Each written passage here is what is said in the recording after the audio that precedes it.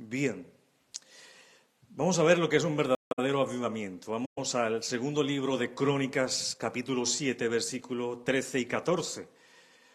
Segundo libro de las Crónicas, de Crónicas 7, 13, 14. Si usted ya lo tiene, póngase en pie, mi hermano, para leer la palabra del Señor. Segundo libro de Crónicas 7, 13, 14. El verdadero avivamiento. Dice así la palabra del Señor. Si yo cerrare los cielos para que no haya lluvia, y si mandare a la langosta que consuma la tierra, o si enviare pestilencia a mi pueblo,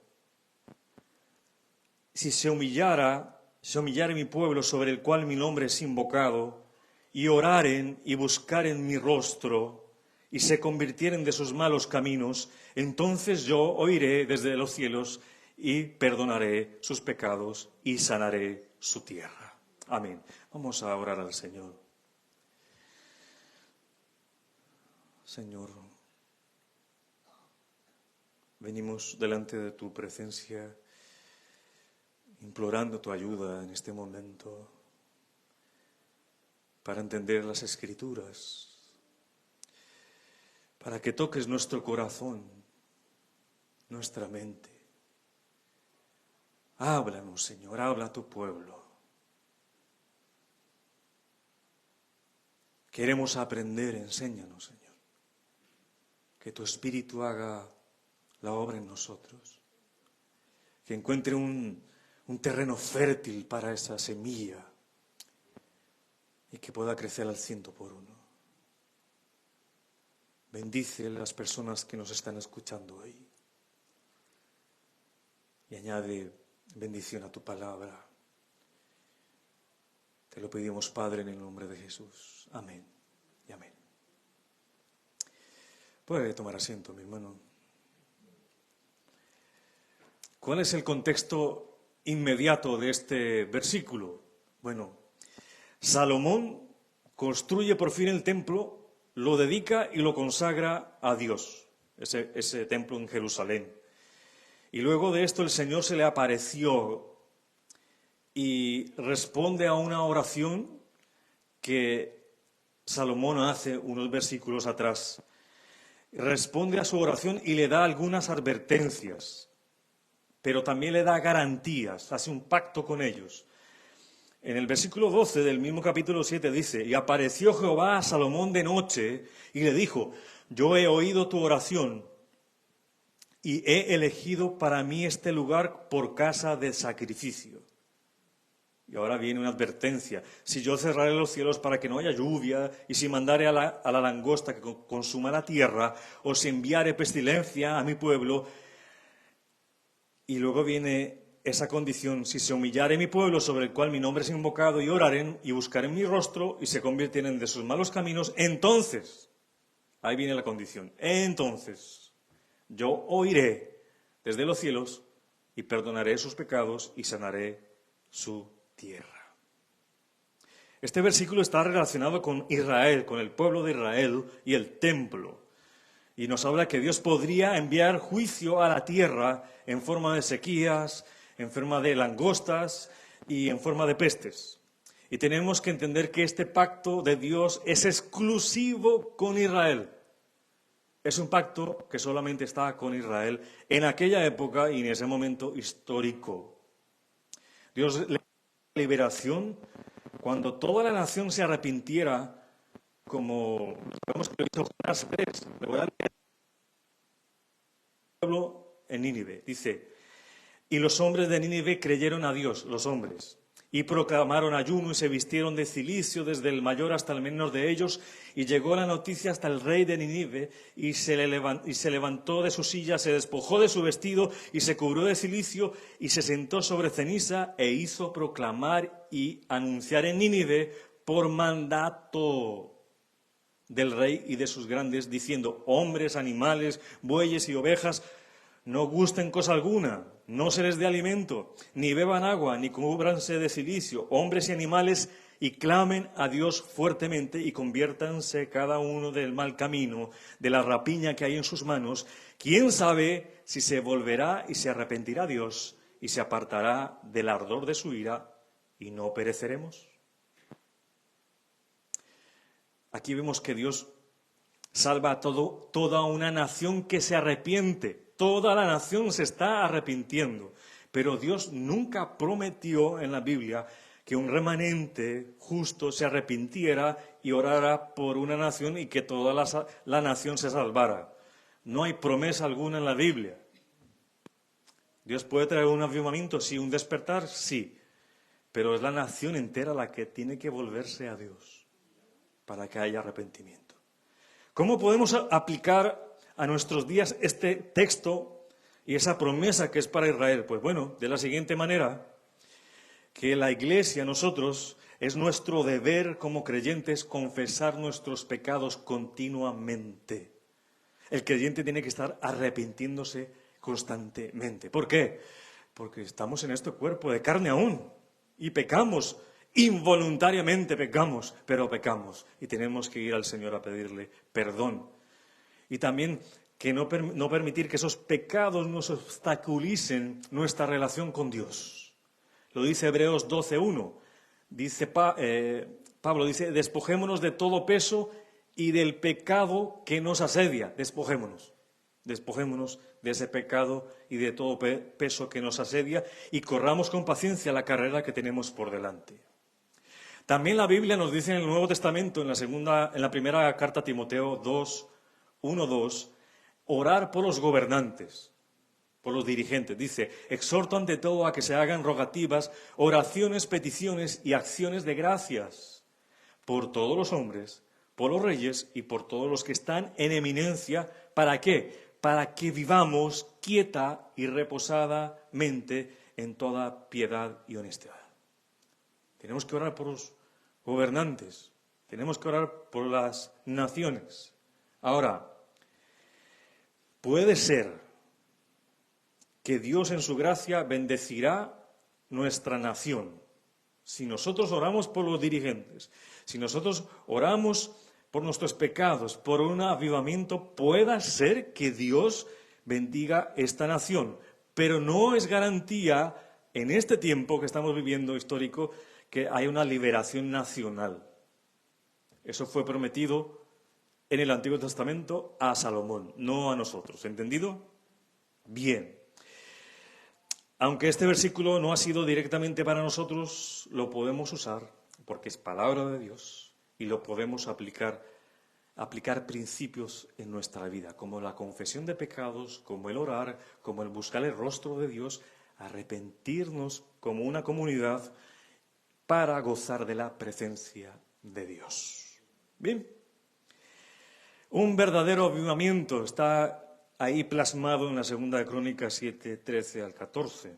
Y aquí yo veo 3 puntos importantes, tres verdades veo aquí en este versículo, en estos 2 versículos. Primero, ¿quiénes somos nosotros para Dios? ¿Quiénes somos nosotros para Dios? Segundo, ¿qué debemos hacer como pueblo de Dios? ¿Qué debemos hacer nosotros como pueblo de Dios? Y tercero, la promesa de Dios para su pueblo. Repito, primero, ¿quiénes somos nosotros para el Señor? ¿Cómo nos ve Él? Segundo, ¿qué debemos hacer como pueblo de Dios? Y tercero, la promesa de Dios para su pueblo. ¿Cuál es esa promesa de Dios? Vamos con la primera verdad. ¿Quiénes somos nosotros para el Señor? Si usted ve el versículo 14 que estamos estudiando, dice, si se humillare, ¿quién? Mi pueblo. Nos llama de pueblo. Les llamó en ese tiempo pueblo al pueblo de Israel, pero nosotros también somos su pueblo. Tenemos, mis hermanos, que tener entendimiento, conciencia de que nosotros somos el pueblo de Dios. ¿Qué es el pueblo de Dios? Bueno, somos aquellos que nos hemos arrepentido de nuestros pecados y hemos puesto nuestra confianza en Jesucristo, nuestro Salvador. Que fuimos alcanzados por su gracia y su misericordia por la sangre de Jesús. Fuimos rescatados del poder de las tinieblas y fuimos trasladados al reino de su Hijo amado Jesucristo. El pueblo de Dios son los llamados para tener una vida nueva en Cristo Jesús.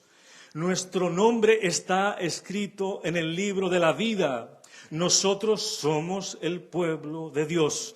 Fuimos adoptados hijos suyos por medio de Jesucristo. Y habiendo creído en el Evangelio, fuimos sellados con el Espíritu Santo de la promesa. Y si somos hijos, somos herederos, herederos de Dios y coherederos con Cristo. Nosotros que somos el pueblo de Dios, somos un pueblo escogido, somos un pueblo amado, somos un pueblo justificado, somos un pueblo perdonado, somos un pueblo protegido por Dios, somos la niña de los ojos de Dios y las puertas del Hades no prevalecerán contra ella. ¿Por qué? Porque somos más que vencedores por medio de aquel que nos amó. Por lo cual estoy seguro que ni la muerte, ni la vida, ni ángeles, ni potestades, ni principados, ni lo alto, ni lo profundo, ni ninguna otra cosa creada nos podrá separar del amor de Dios que es en Cristo Jesús, Señor nuestro. Somos el pueblo que persevera hasta el fin. Un pueblo que está siendo santificado. Somos la iglesia gloriosa de Cristo, que está apartada del mal, que está siendo santificada, se está siendo perfecta, sin arruga, sin mancha, porque por esa iglesia un día Dios vendrá por su amada y veremos al Señor, porque Él mismo la tomará para sí. Somos la iglesia de Dios.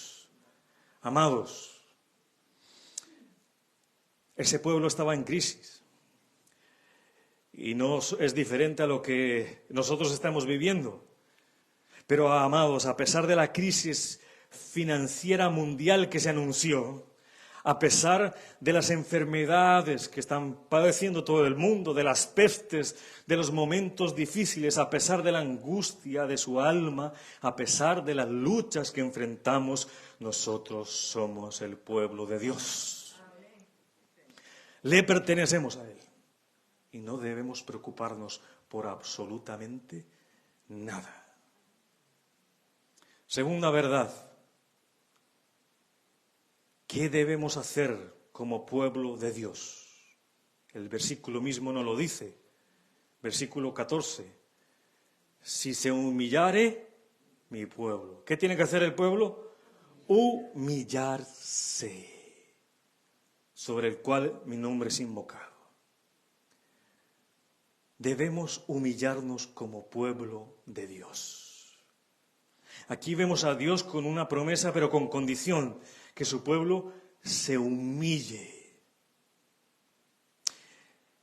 Y es que cuando la crisis toca nuestra puerta, cuando aparecen las pestes, cuando aparecen los problemas, las enfermedades, las crisis económicas en casa o en el mundo, cuando el hombre no tiene respuesta a los problemas del mundo, a la sociedad, entonces es hora de clamar a Dios y buscarlo y humillarnos.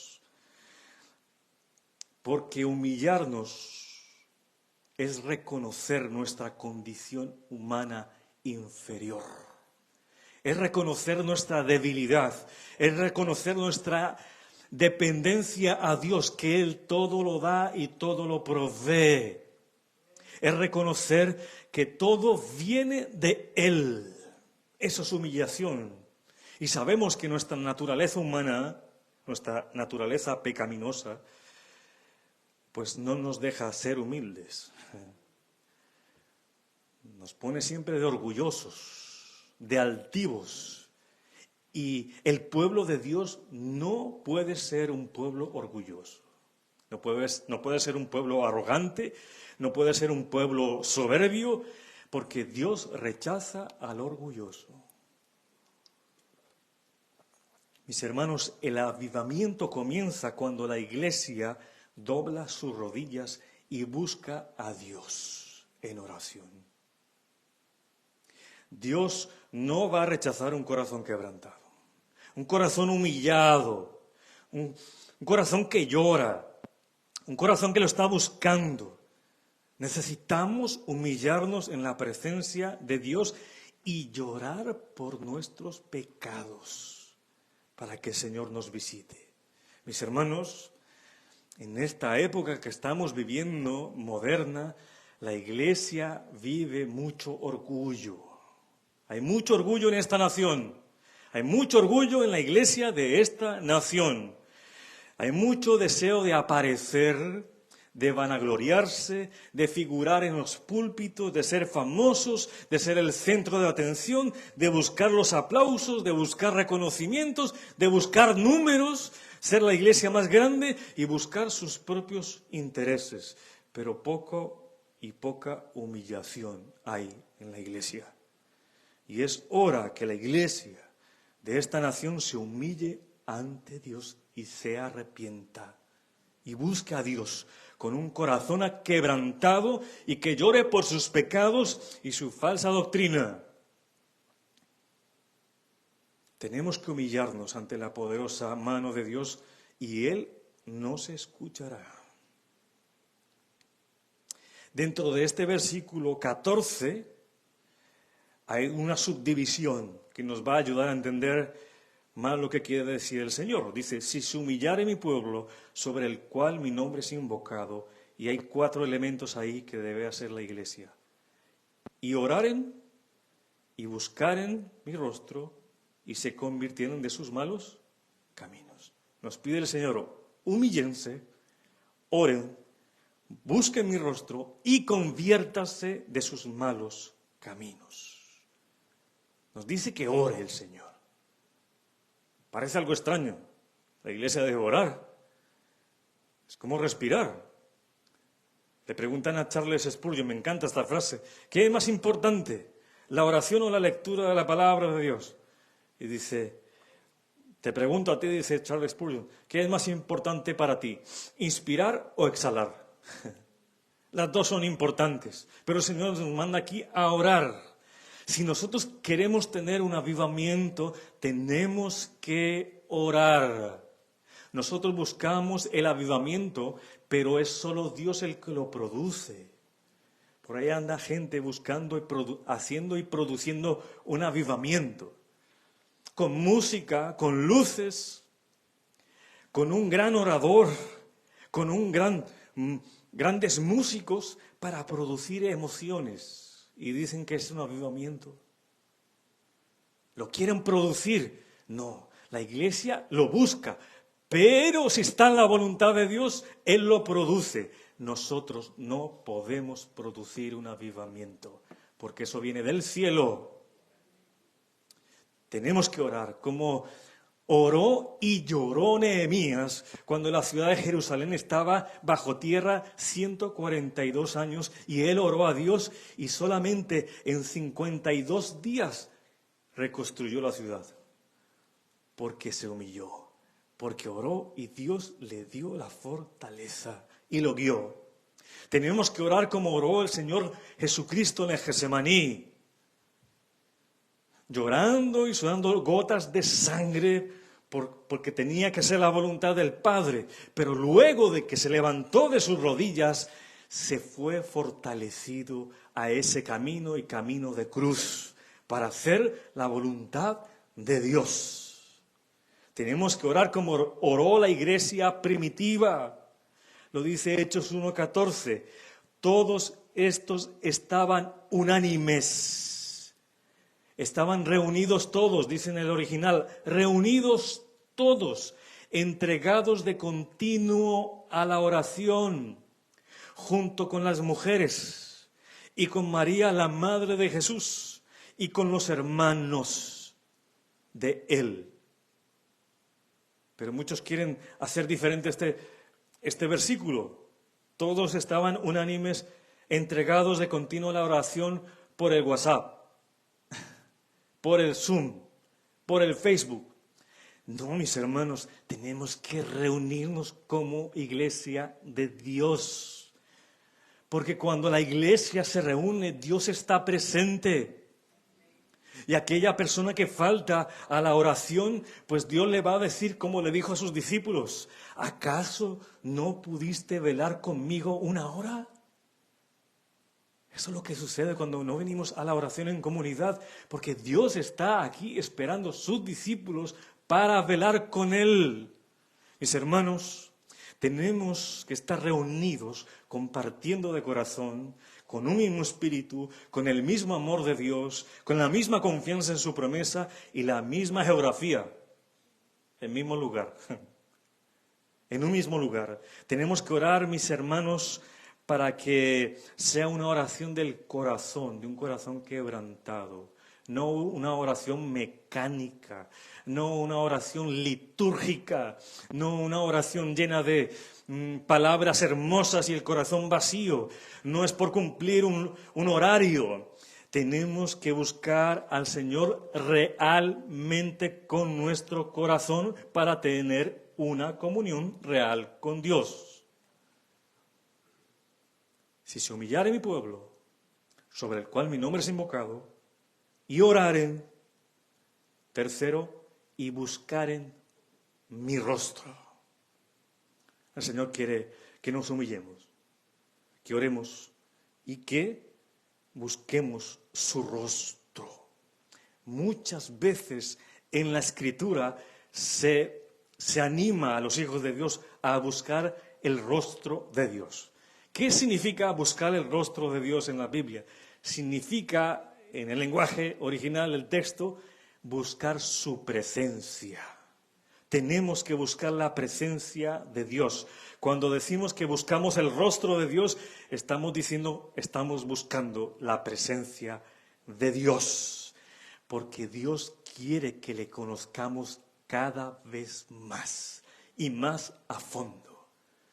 Quiere que conozcamos más de sus atributos, de su voluntad.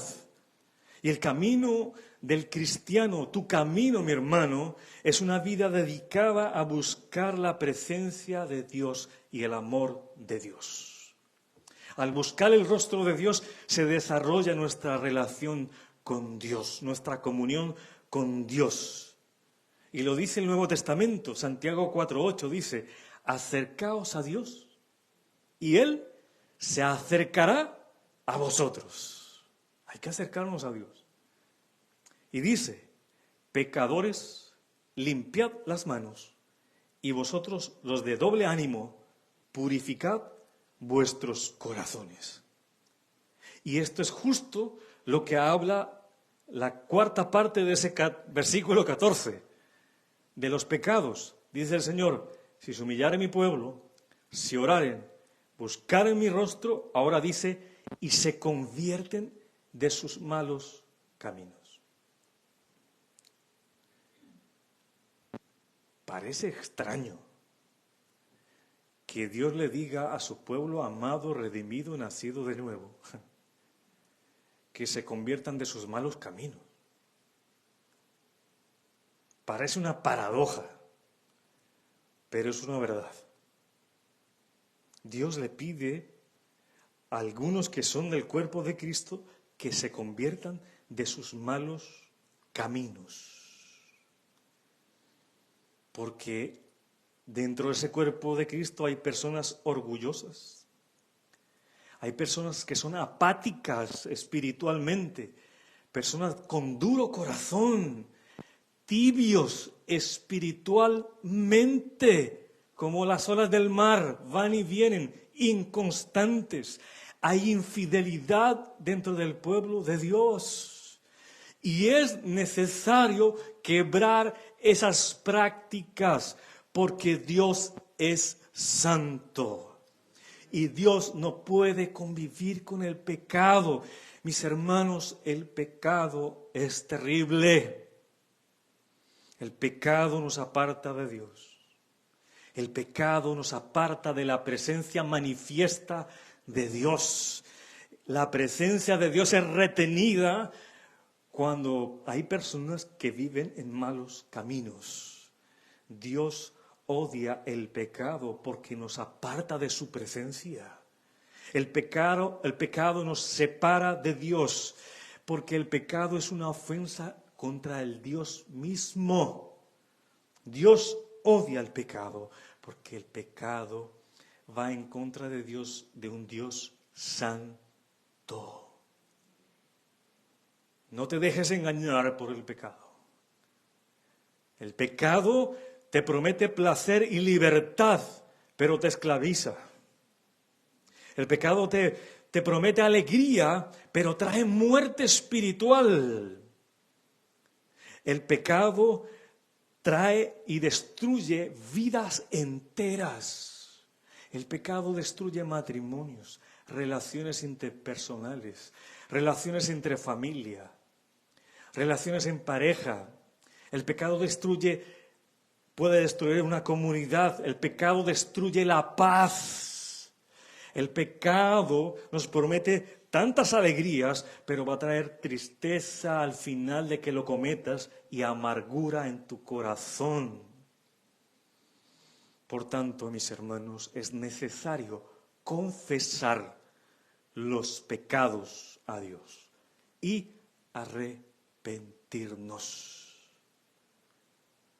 No hay nada peor, mis hermanos, que muerte espiritual tan terrible de un cristiano que practique, bueno, Juan dice que el cristiano no practica el pecado, peca involuntariamente, pero es una persona, está en ese camino. Es algo terrible que no confiese sus pecados, que no se arrepienta y vuelva a Dios. Está muerto espiritualmente y será destruido, porque la paga del salario del pecado es la muerte. Y Dios quiere vida para sus hijos. Dios quiere vida para cada uno de sus hijos, para que pueda esa persona reflejar la luz de Cristo y llevar a cabo el propósito por el cual fue creado. Mis hermanos, hemos visto que el Señor nos pide humillarnos, orar, buscar su rostro, convertirnos de los malos caminos. Pero luego viene el tercer punto. Dios promete a su pueblo algo. Leamos el versículo 14 de nuevo. Dice así: si se humillare mi pueblo, sobre el cual mi nombre es invocado, y oraren y buscaren mi rostro, y se convirtieran de sus malos caminos, entonces yo oiré desde los cielos, y perdonaré sus pecados, y sanaré su tierra. Mi hermano amado, usted quiere ser perdonado, confiese sus pecados. Usted quiere ser sanado, conviértase de sus malos caminos. Mis hermanos, no le deje todo a Dios. Dios es soberano, pero hay responsabilidad del hombre. Tiene que acercarse a Dios, irse de esos malos caminos, convertirse de sus malos caminos, buscar al Señor, invocarlo, orar. Y Dios te va a perdonar y te va a dar fuerzas de su espíritu para que tú te santifiques. No podemos santificarnos solo. Es un trabajo del Espíritu Santo de la mano contigo. Él te da las fuerzas y tú tienes que producir esos frutos de arrepentimiento constantes. Dios no simplemente promete escuchar a su pueblo, Él va a accionar, Él va a hacer algo con esa oración, Él la va a contestar, mi hermano. Dios contesta las oraciones. Una cosa es que tú esperes una respuesta diferente.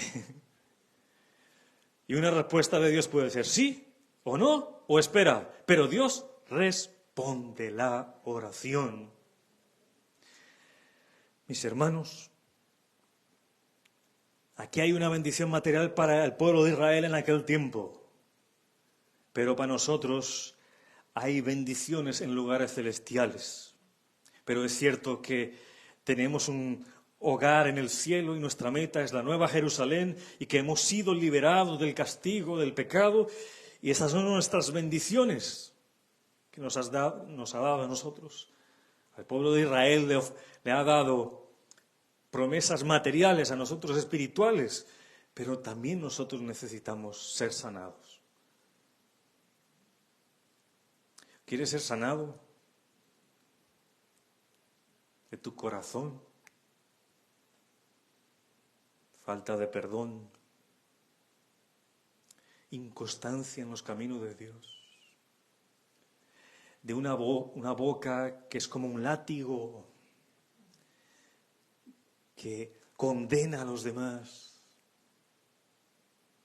de una mente que maquina todo el tiempo pensando que te están haciendo mal. Si hay raíz de amargura por falta de perdón. Si hay hermanos que están quizás decepcionados de su propia vida, busca el rostro de Dios. Ora a Dios y Dios te sanará. Mis hermanos, es tiempo de buscar el rostro de Dios. Es el tiempo de buscar a Dios humillándonos en oración para que Dios perdone nuestros pecados y restaure nuestra vida, restaure nuestra familia, restaure nuestros hijos, restaure nuestras relaciones como hermanos en Cristo, restaure el matrimonio, restaure la iglesia. Debemos orar porque avivamiento es una renovada convicción de pecado y de arrepentimiento. Repito, avivamiento es una renovada convicción de pecado y arrepentimiento. Un gran deseo intenso de vivir en obediencia a la palabra de Dios. No es simplemente reunirse en un lugar y cantar por horas y horas y horas y horas. Tiene que haber acción. Tiene que haber frutos de arrepentimiento, evidencias de que Dios está avivando esa persona en lo más íntimo de su corazón. Con todo esto te hago una pregunta, a mi amado hermano y querido amigo que nos está escuchando. ¿Crees que tú necesitas un avivamiento espiritual? Si crees que sí lo necesitas, pues hoy es el tiempo de humillarte. Hoy es el tiempo de venir al Señor. Hoy es el tiempo de buscar su rostro y confesar nuestros pecados con la certeza y la fe de que Él nos va a escuchar. Es que eso es lo precioso, mis hermanos. El impío afuera ora y no sabe si le escucha a Dios. Pero nosotros sabemos por las Escrituras que Dios es fiel y justo para perdonarnos y librarnos de toda maldad. Y nos limpia del pecado. Nos lava, nos hace más blancos que la nieve. Él escucha la oración de su pueblo. El tiempo es hoy, mis hermanos. Y te voy a decir una cosa, mi hermano. Si necesitas identificar algunas áreas de tu vida donde tú necesitas avivamiento, pues yo te traje una pequeña lista para que hagas el checklist y digas, esto es lo que me falta a mí. Atención, oídos abiertos más que ojos. Si tú dejaste el primer amor, necesitas un avivamiento. Cuando los intereses y las preocupaciones terrenales resultan ser más importantes que las cosas eternas, necesitas un avivamiento. Cuando preferimos ver la televisión o libros y revistas seculares en lugar de leer la Biblia y orar. Cuando las cenas de la iglesia tienen una mayor concurrencia que las reuniones de oración, necesitas avivamiento. Dios nos dice hoy, como le ha dicho a los discípulos, ¿no pudiste velar ni siquiera una hora junto a mí? Necesitas avivamiento. Cuando tenemos poco o ningún deseo de orar, cuando a nuestra vida cristiana le falta el gozo y pasión, te falta avivamiento. Necesitas un avivamiento. Cuando conocemos la verdad, la tenemos clara en nuestras mentes, no la sabemos de memoria, pero no la ponemos en práctica en nuestras vidas. Necesitas orar y buscar el rostro del Señor para que te avive y lo puedas vivir. Cuando tenemos tiempo para los deportes, la recreación, el entretenimiento, cuando tenemos tiempo para los demás, para los nuestros, para nuestra familia, pero no para el estudio bíblico o para un momento de oración, necesitas arrepentirte y que Dios te vivifique. Cuando no tenemos ante la palabra de Dios ningún temor por nuestro pecado. Cuando estamos pecando y leemos la Biblia y no sentimos temor, necesitas volver a los caminos de Dios. Cuando el pueblo de Dios está más preocupado por sus trabajos y sus carreras que por el reino de Dios y la salvación de los perdidos, necesitas humillarte ante Dios y decirle: Señor, necesito un avivamiento en mi vida.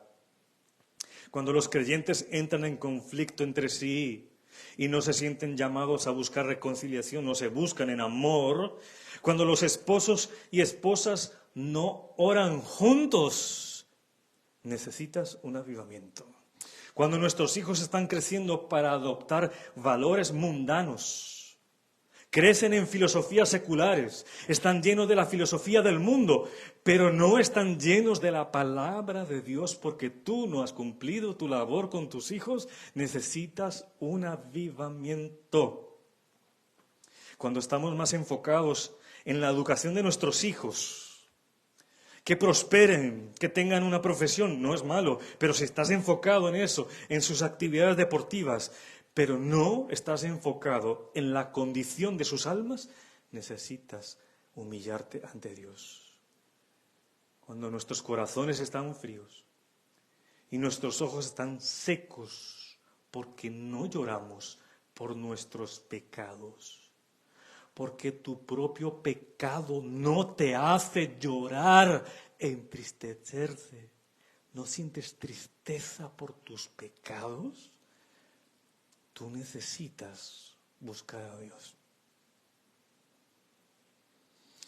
Cuando tu motivación para asistir a la iglesia no es Cristo, sino es el entretenimiento y simplemente pasar un rato agradable, tienes que pedir al Señor que te avive, porque prefieres el entretenimiento al gozo. Las personas que no tienen gozo, un fruto del Espíritu, se conforman con el entretenimiento.